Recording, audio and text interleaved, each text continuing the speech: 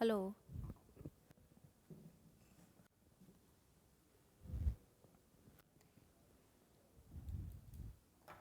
Hello students, पहले मैंने आपको PYQ के क्लास 12th बायोलॉजी के PYQ के आपको वेरी शॉर्ट करवाए थे 2 मार्क्स के।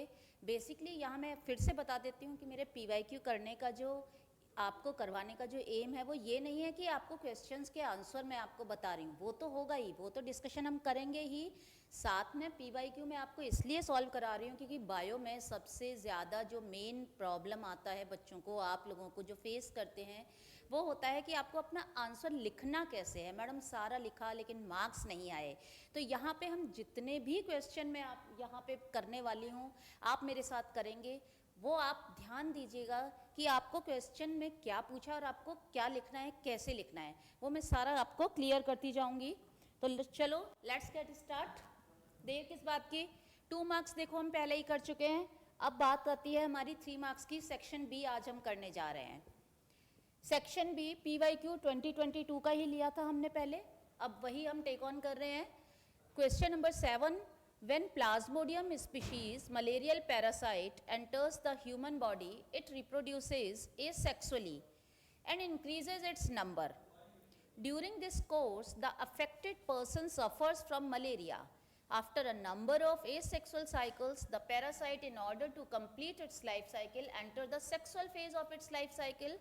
Trace the sexual phase of its stages in the life cycle of plasmodium in a female anopheles mosquito. ऊपर वाला आपको सिर्फ और सिर्फ प्री टेक्स्ट दिया था, उन्होंने ये बताया था थोड़ा बहुत आपको। ऊपर वाला अब समझ में आ रहा होगा कि उसका क्वेश्चन से आपको बता रहा है कि क्वेश्चन का आंसर ढूंढना कहाँ से है, लेकिन वहाँ से क्वेश्चन नहीं आया है। क्वेश्चन कहाँ से आया है? Trace the sexual stage in the life cycle, यानी कि आपको ब्लाइंडली पूरी लाइफ साइकिल बना के नहीं आनी है, आपका टाइम वेस्टेज होगा। क्योंकि सबसे ज़्यादा इंपॉर्टेंट होता है आपके लिए टाइम को बचाना, सो दैट आप बायो में बहुत अच्छे से डायग्राम्स बना के आ सकें। तो कह रहा है कि प्लाज्मोडियम की फीमेल एनोफ्लीज मॉस्किटो में आपको कौन सी साइकिल बतानी है? सेक्सुअल साइकिल को उसको डिस्क्राइब करना है। When it bites an infected person, यानी कि बाइटिंग से लेके up to the formation of mature infective stages of parasite, यानी कि वो पैरासाइट जब तक दोबारा मैच्योर होके इन्फेक्शन करने के काबिल नहीं हो जाता तब तक की। दैट मीन्स यहाँ आपको डेफिनेटली देखो पता तो होना चाहिए, आपको मलेरिया की पैरासाइट की जो पूरी साइकिल है वो पता होनी चाहिए। अब इस क्वेश्चन को कैसे करना है, आपको यहाँ पे इस क्वेश्चन में सिर्फ और सिर्फ किस पे कॉन्सेंट्रेट करना है? आपको सिर्फ कॉन्सेंट्रेट करना है जो फीमेल एनोफ्लीज है उसमें क्या क्या घटनाएं हो रही हैं। आपको सभी को पता है कि इसके मलेरिया पैरासाइट है, उसके 2 होस्ट होते हैं, female Anopheles mosquito and human. Human में वो अपना एसेक्सुअल रिप्रोडक्शन करता है, बट सेक्सुअल रिप्रोडक्शन के लिए उसको प्लाज्मोडियम जो है उसको किसी मॉस्किटो और किसी भी नहीं फीमेल एनोफ्लीज के अंदर एंट्री लेनी ही पड़ेगी। इसका मतलब हमें यहाँ डिस्क्राइब करना है सेक्सुअल रिप्रोडक्शन वाली साइकिल जो कि फीमेल मॉस्किटो में होगी। अब यहाँ 2 बातें, या तो आप पेपर कर रहे होंगे तो आपके पास बहुत अच्छा खासा टाइम होगा और बच रहा होगा और आपका पेपर टाइम मैनेजमेंट के हिसाब से चल रहा होगा, तो तब ऐसे में तो आपको पता है कि जितना भी आप करेंगे describe, because you have the ample amount of time, तो आप उसे फिनिश कर देंगे। लेकिन अगर आपके पास कहीं आपने फालतू में टाइम बिता दिया ज़्यादा सोचने में किसी क्वेश्चन को, या किसी क्वेश्चन के लिए आपको टाइम आगे सेव करना है, आपके डायग्राम्स नहीं बन रहे हैं, टाइम का कंस्ट्रेंट हो रहा है, तो इस क्वेश्चन को कैसे करना है आपको मैं वो बता देती हूँ आपको। क्योंकि देखिए लिखना, इलेबोरेट करना बायोलॉजी में हर बच्चा कर लेता है, तो मैं कुछ की पॉइंट्स आपको बता देती हूँ कि किस तरह से आप इस क्वेश्चन को करके जाएंगे। सबसे पहले साइकिल स्टार्ट कहाँ से करनी है? साइकिल हमें स्टार्ट करनी है कि एंटर किया है वो ह्यूमन से किया है, ठीक है। तो यहाँ पर आप लिखेंगे ह्यूमन, बिकॉज स्टार्टिंग पॉइंट यही रहेगा ना, क्योंकि इसने लिखा है when it bites an infected person up to the formation of mature infective stages of parasite. आपको सेक्सुअल स्टेजेस बतानी है, तो ह्यूमन से ह्यूमन में एसेक्सुअल रिप्रोडक्शन होगा और साथ में सेक्सुअल रिप्रोडक्शन की प्रिपरेशन हो जाती है। प्रिपरेशन के लिए मेरा कहने का मतलब है कि सेक्सुअल रिप्रोडक्शन के लिए gametes are essential to fuse. तो गैमीट्स जो बन जाएंगे ना, मेल और फीमेल गैमीट्स, वो यहीं बन जाएंगे। तो ये गैमीट्स बन गए आपके मेल एंड फीमेल, जो कि ह्यूमन में है। अब क्या होगा, कोई भी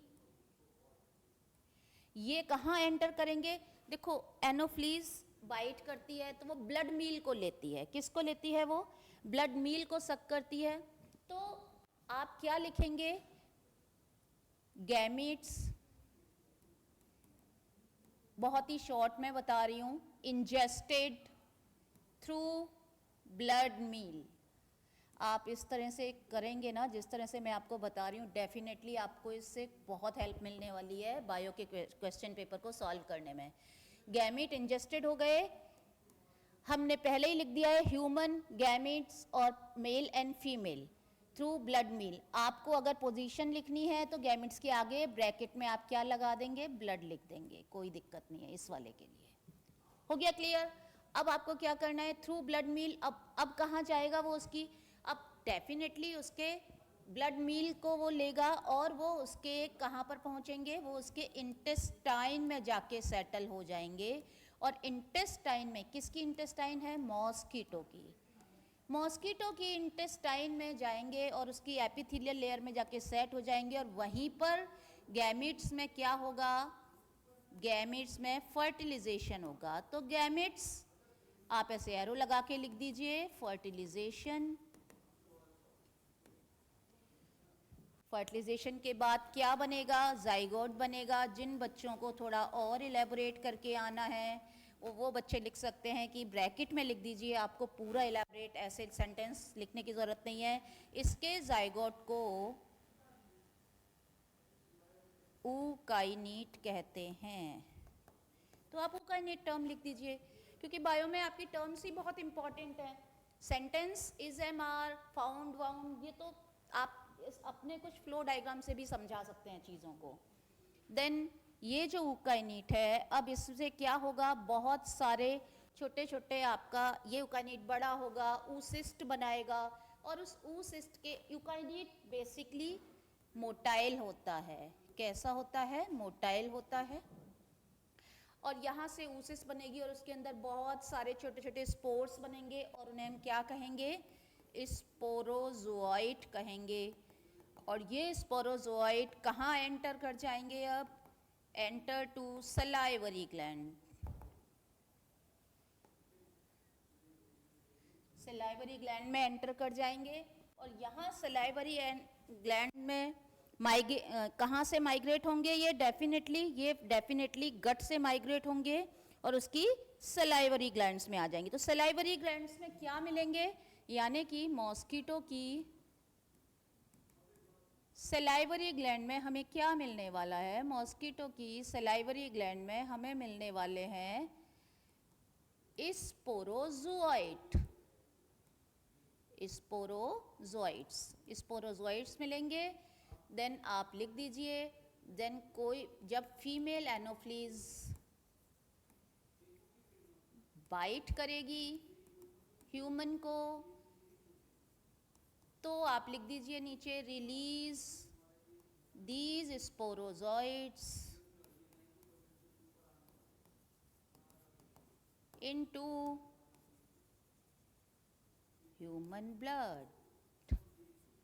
अच्छा, एक चीज़ और यहाँ से मैं एक छोटा सा एक आपको रीज़न असर्शन के लिए एक फैक्ट बता देती हूँ कि जब वो उसको बाइट करता है तो उसका जो ब्लड है बाहर आता है, तो आपको पता है ब्लड क्लॉटिंग हो जाती है। कोएगुलेट क्यों नहीं होता? बिकॉज जो मॉस्किटो है उसकी सलाइवा में एंटी कोएगुलेंट्स प्रेजेंट होते हैं। ये छोटी छोटी बातें आपको पता होनी चाहिए। यही बातें आपको ना रीज़न असर्शन के लिए मार्क्स दिलवाएंगी, वरना आप सोचते रह जाएंगे कि कहाँ से रीज़न असर्शन आया है।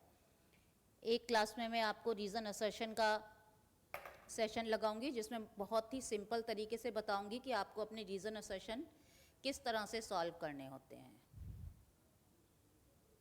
नेक्स्ट क्वेश्चन,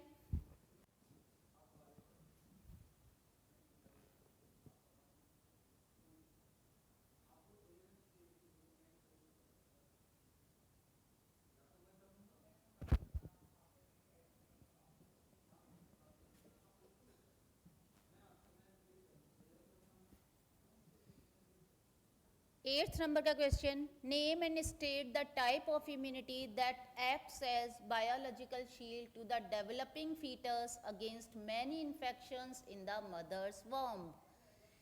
आपको उस इम्यूनिटी का नाम बताना है। बायोलॉजिकल शील्ड मतलब टाइप ऑफ इम्यूनिटी से आया है ये क्वेश्चन। डेवलपिंग फीटस में बहुत सारे इन्फेक्शन से कैसे प्रोटेक्शन होता है जब वो मदर के वॉम्ब में होता है। तो आइए सबसे पहले इस क्वेश्चन को हम डिस्कस कर लेते हैं।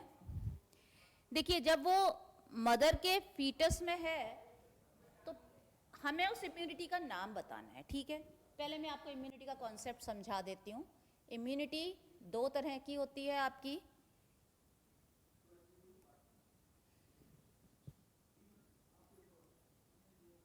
नेचुरल इम्यूनिटी, जिसे हम इन्नेट इम्यूनिटी भी कहते हैं। इन्नेट वर्ड का मतलब होता है खुद का, सेल्फ, यानी कि जो इम्यूनिटी हम लेके पैदा हुए हैं वो हम में कितनी ताकत है कि हम बीमारियों से, इन्फेक्शन से लड़ पाएँ। सेकेंड नंबर की जो इम्यूनिटी है दैट इज़ एक्वायर्ड। एक्वायर्ड मतलब जो आपने बाहर आके अपनी एक्टिविटीज से जिसको गैदर किया है। मतलब देखा होगा ना, कई बच्चों को लाइक किसी को कुछ नहीं आता, सपोज किसी को डांस नहीं आता, लेकिन वो डांस की क्लासेस लेता है, सेशंस लेता है, and with the passage of time he becomes very good at dancing. तो इन द सेम वे धीरे धीरे जब बच्चा जन्म लेता है, समाज से रूबरू होता है, इस एनवायरमेंटल सिस्टम से, तो बहुत सारे इन्फेक्शंस उसको ट्रैप करने की कोशिश करते हैं, तो वो उसकी जो सेल्फ इम्यूनिटी है वो धीरे धीरे डेवलप होती है। तो ये एक्वायर्ड इम्यूनिटी है। अच्छा, इन्नेट यानी कि मदर के वॉम्ब में है, तो मदर के वॉम्ब में तो एक्वायर्ड का काम ही नहीं होगा ना। एक्वायर्ड इम्यूनिटी तो आफ्टर बर्थ में आएगी आपकी। तो बिफोर बर्थ क्या काम करेगा? Natural immunity. अब नेचुरल इम्यूनिटी में क्या लिखेंगे आप? नेचुरल इम्यूनिटी में आप लिख के आएंगे कि जो मदर की जो एंटीबॉडीज हैं वो ब्लड के थ्रू एंटर करेंगी बेबी में और उसे इम्यून बनाएंगी। IgG, IgM, ये कुछ आप लिख के आ सकते हैं, ठीक है। तो ये इम्यूनिटी। अच्छा, क्वेश्चन में पढ़िए, name and state the type, यानी कि ये तो था डिस्क्रिप्शन, लेकिन अब इस दोनों में से कौन सी इम्यूनिटी सेलेक्ट करके आओगे आप मदर के लिए? तो मदर के लिए जो है वो दैट इज इन्नेट इम्यूनिटी में है। और इन्नेट में भी दो तरह से होती है। दोनों ही इम्यूनिटी के दो टाइप हैं, एक्टिव एंड पैसिव, ठीक है। तो जो मदर वाली जो इम्यूनिटी है वो आपकी पैसिव इम्यूनिटी में आएगी। किस में आएगी? पैसिव में। मतलब बच्चा खुद काम नहीं कर रहा, उसकी बॉडी खुद काम नहीं कर रही है, तो वो पैसिव इम्यूनिटी का पार्ट हो जाएगा। तो यहाँ पे आपको पैसिव इम्यूनिटी लिखना है पहले, और फिर उस पैसिव इम्यूनिटी को डिफाइन करना है। पैसिव इम्यूनिटी वो होती है जिसमें बॉडी आपकी एक्टिवली नहीं करती, उसे बैठे बिठाए आराम से इन्फेक्शियस एजेंट के अगेंस्ट में फाइटिंग करने के लिए मॉलिक्यूल्स मिल जाते हैं, मतलब एंटीबॉडीज उसको मिल रही हैं। This is kind of passive immunity.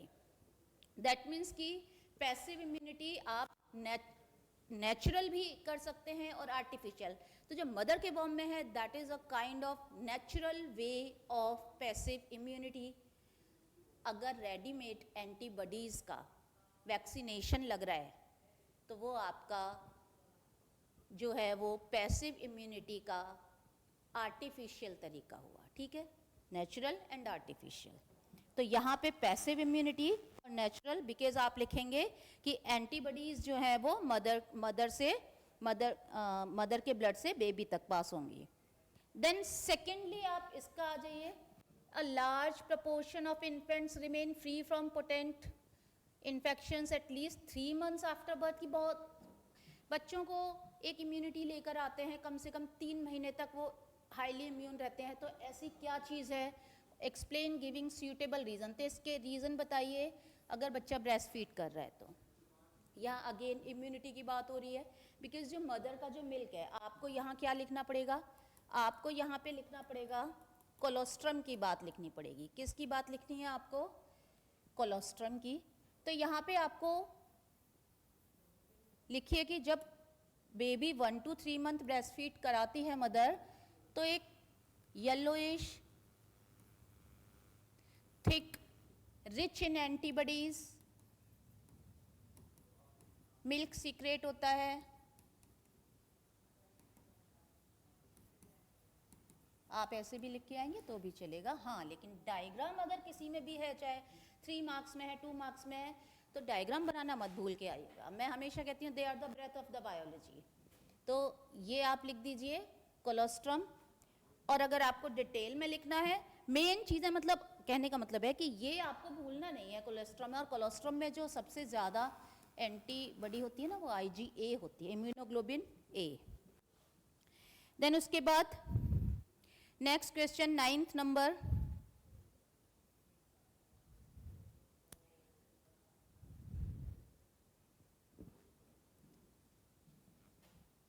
Ninth number का क्वेश्चन देखिए.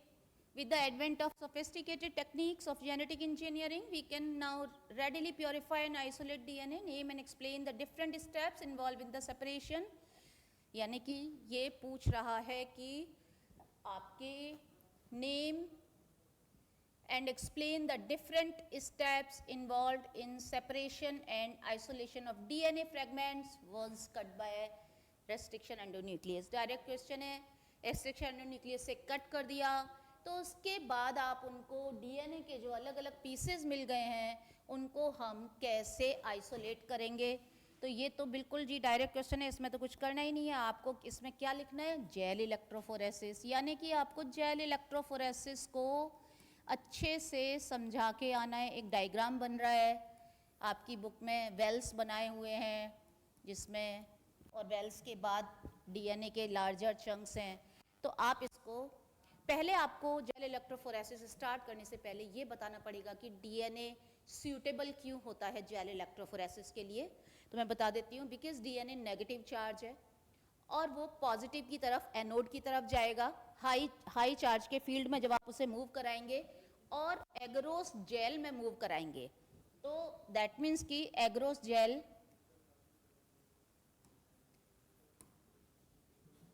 तो ये आपको यहाँ पे कुछ नहीं करना, डायरेक्ट क्वेश्चन है ये. सिंपली आपको इलेक्ट्रोफोरेसिस को करके आना है.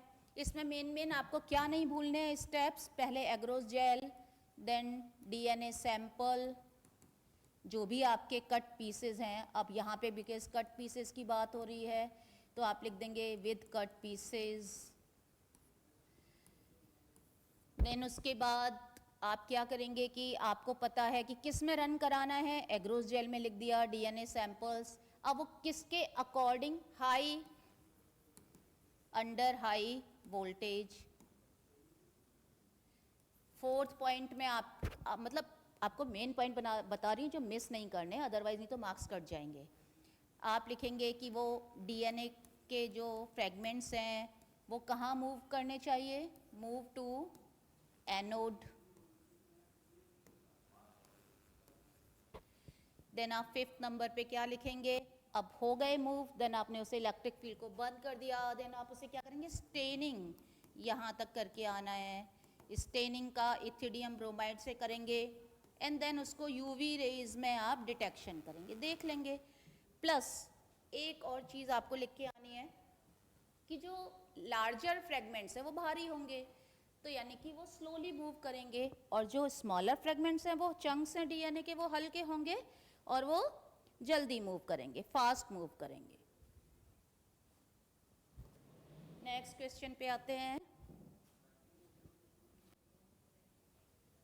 Some species in an ecosystem exert greater influence in driving major ecosystem services than others. How did Paul Ehrlich explain this concept in Rivet-Popper hypothesis? पूरा डायरेक्ट क्वेश्चन है. Rivet-Popper hypothesis को आपको बताना है. सिंपल सी हाइपोथेसिस है. उसने बोला था कि अगर कोई भी एक एरोप्लेन के मॉडल से समझाया था, एरोप्लेन का रिवेट मॉडल से, कि एरोप्लेन में बहुत सारी रिवेट्स होती हैं जिनके थ्रू उसका मॉडल डिज़ाइन होता है और उस नट बोल्ट्स वगैरह होते हैं जो फिक्स रहती हैं सारी चीज़ें.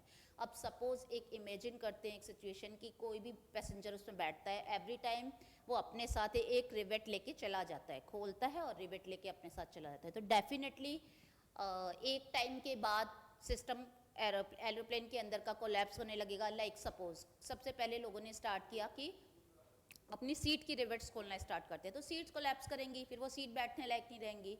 देन फिर उसके बाद कोई और कहीं किसी पार्ट से ले गया, तो वो पार्ट एक टाइम तक नहीं पता चलेगा. सपोज एक सीट में सिंपल वर्ड्स में समझाती हूँ. सपोज एक सीट आपका 12 रिवेट्स पे टिकी हुई है, तो वो 12 रिवेट्स में से 2-3 रिवेट हटाएगा तो कोई फ़र्क नहीं पड़ेगा, चलता रहेगा चलता रहेगा. तो वो यही कह रहा है कि इसके थ्रू उसने स्पीशीज़ का एक्सटिंक्शन समझाया था कि स्पीशीज़ को समझिए ecosystem like your aeroplane and species just as analogous to this rivets.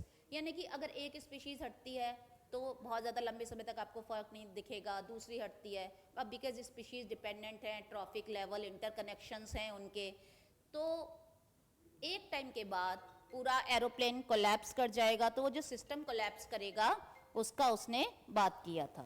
ठीक है. देन उसके बाद नेक्स्ट में आपको ये बताना पड़ेगा कि उसने ये बोला था कि आपका कौन सा सिस्टम की रिवेट हटाई गई है. सपोज अगर बहुत ज़्यादा क्रूशियल सिस्टम है, लाइक कॉकपिट का सबसे पहले जा रहा है, तो फिर चाहे सीट की हटाएं या नहीं हटाएं. दैट मीन्स कि स्पीशीज़ का रोल इकोसिस्टम में कितना इंपॉर्टेंट है, यानी कि कितनी इंपॉर्टेंट स्पीशीज़ है, अगर वो पहले एक्सटिंक्ट होती है तो जल्दी कोलैप्स होगा. Next, how has the introduction of Nile perch into lake Victoria east Africa had a devastating effect on indigenous species in the lake. तो नाइल पर्च का ये भी डायरेक्ट क्वेश्चन है, ये आपका आया है इंटरेक्शन से आया है. इसमें सिंपली कुछ नहीं था, इसमें बहुत सारी 200 से भी ज़्यादा सिक्लिड फिश की जो स्पीशीज़ थी वो आपकी एक्सटिंक्ट हो गई.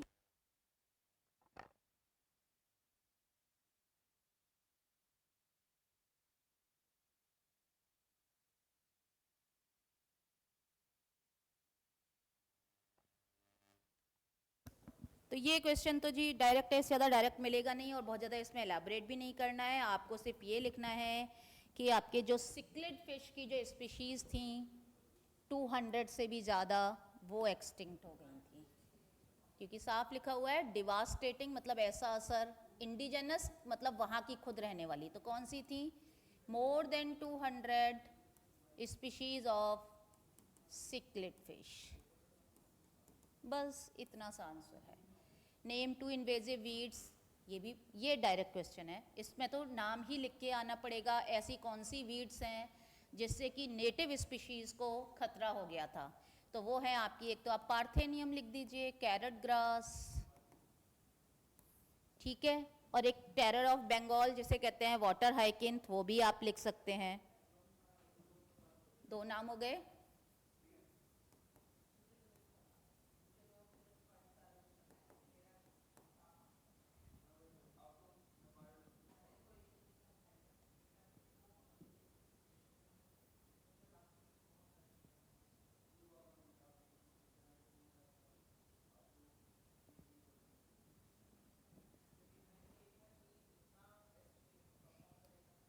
नेक्स्ट है, given below is a picture of natural large habitat that is being continuously broken into smaller patches. This process is continuously increasing and expanding over the time due to human impact, thereby posing a great risk to the existence of species. यानी कि ये बात कर रहा है fragmentation की. किसकी बात कर रहा है?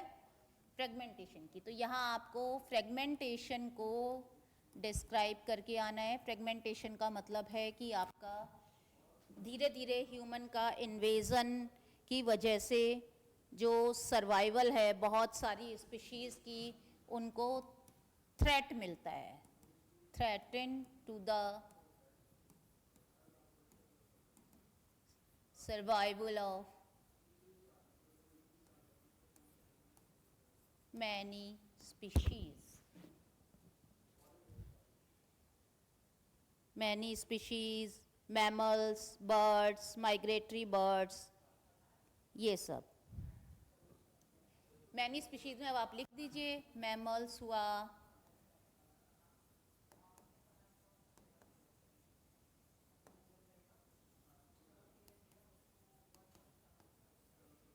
माइग्रेटरी बर्ड्स और भी बहुत सारी species. Do you agree with the above statement? तो पूछ रहा है कि ये जो स्टेटमेंट है उससे क्या आप एग्री करते हैं? तो बिल्कुल. तो यानी कि जो मैंने आपको बताया ए पार्ट में वही लिखना है कि उसे हम फ्रेगमेंटेशन कहते हैं और इसके बारे में होता क्या है फ्रेगमेंटेशन से. Ecological term used, fragmentation, patches formed in an original habitat. Original habitat में से कहीं कहीं से आपका स्पीशीज गायब होने लग जाती हैं. पता है फ्रेगमेंटेशन को मैं अपने सभी बच्चों को कैसे समझाती हूँ? मैं समझाती हूँ कि ऐसे किसी के बहुत सारे थिक हेयर हैं, खूब घने बाल हैं और बीच बीच में से पैचेस बन जाते हैं, बाल्ड होने लगता है, कहीं बाल एकदम हल्के हैं कहीं घने हैं. तो each individual here is the species और वो सब बहुत कॉलोनाइज करके रह रही हैं, डेंस. कहीं कहीं से इन्वेजन की वजह से आर्टिफिशियल या कुछ आपका कोई बिल्डिंग बन रही है, अर्बनाइजेशन हो रहा है या अदर काइंड ऑफ इन्वेजन की वजह से वो वहाँ पे से धीरे धीरे कम हो जाती हैं उस एरिया में, दूसरे एरिया में ज़्यादा मिलेंगी. तो इसे कहेंगे फ्रेगमेंट, मतलब चंक्स में डिवाइड हो गया, उनका पार्ट्स में उनका हैबिटेट डिवाइड हो गया. नेक्स्ट हम आते हैं, बात करते हैं नेक्स्ट क्वेश्चन को देखें तो 3 मार्क्स में. An application of biotech in agriculture involves production of pest resistant plants using crygenes. Name the bacterium. Bacteria का नाम क्या है भाई? बैक्टीरिया का नाम है Bacillus thuringiensis. क्या नाम है बैक्टीरिया का? Bacillus thuringiensis. अंडरलाइन जरूर करके आइएगा, इतना तो आपको पता ही है बायो के स्टूडेंट को. जब आप जीन का नाम लिखेंगे तो सब कुछ स्मॉल में लिखना है और जब आप प्रोटीन का लिखेंगे तो ये प्रोटीन क्राई प्रोटीन को करता है, इसे आप सी कैपिटल बनाएंगे. ठीक है, ये डिफरेंस है जो कि आप लोग नोटिस नहीं करते हैं अपनी बुक में भी, ये बहुत बड़ा डिफरेंस है. यहाँ आप देखिए सब कुछ स्मॉल में लिखा हुआ होता है, प्रोटीन के लिए हम सी कैपिटल मेंशन करते हैं. Explain why the क्राइजीन kills the paste but not the bacterium itself. Bacteria को क्यों नहीं करता? क्योंकि भाई बैक्टीरिया में ना ये जो क्राइजीन है ना ये इनएक्टिव स्टेज में रहता है. अब यहाँ अब आपको इसको पूरा क्लियर करके आना पड़ेगा क्योंकि इसने एक ही क्वेश्चन में ना 2-3 क्वेश्चन पूछती हैं. तो बैक्टीरिया में इनएक्टिव स्टेज में रहता है, तो भाई वहाँ कैसे हो रहा है? वहाँ पे वो एक्टिव हो रहा है. कहाँ पे एक्टिव हो रहा है? वो जैसे ही उसे कोई भी पेस्ट पेस्ट मतलब इंसेक्ट पेस्ट, किसी भी insect pest, certain insect pest के अंदर जाएगा तो उसकी जो एपिथेलियल वॉल है गट की, मिड गट में, ये मेंशन करके आने पड़ेंगी ये points, mid gut, epithelial wall, वहाँ पे जाके वो रिजाइड करेगा और वहाँ पे होता है एल्केलाइन एनवायरनमेंट. तो एल्केलाइन एनवायरनमेंट में वो एक्टिव स्टेज में आता है, डिसॉल्व हो जाएगा और वो प्रोटीन ट्रांसलेशन होना चालू हो जाएगा, वो प्रोटीन को सीक्रेट करना चालू करेगा और वो जो प्रोटीन है वो मिडगट की एपिथेलियल जो वॉल है ना, एपिथेलियल वॉल को क्या कर देगा? डिसॉल्व कर देगा और उसमें स्वेलो नहीं कर पाएगा इंसेक्ट, और जब स्वेलो नहीं करेगा, फूड नहीं मिलेगा, तो definitely it will lead to the death of the pest. तो हो गए आपके. किस तरह से देखा हमने ये सब? आज देखा कि आपको क्वेश्चन कैसे करना है, आपको अप्रोच कैसे लगानी है. ठीक है, कल या परसों में आपको रीज़न असर्शन की एक वीडियो डालने वाली हूँ कि रीज़न असर्शन कैसे करने होते हैं. छोटा सा वीडियो डालूंगी, ज़रूर देख के जाइएगा, डेफिनेटली हेल्प मिलेगी आपको. तो आज के लिए बस इतना ही. अपनी फटाफट से चलो तैयारी में जुट जाओ.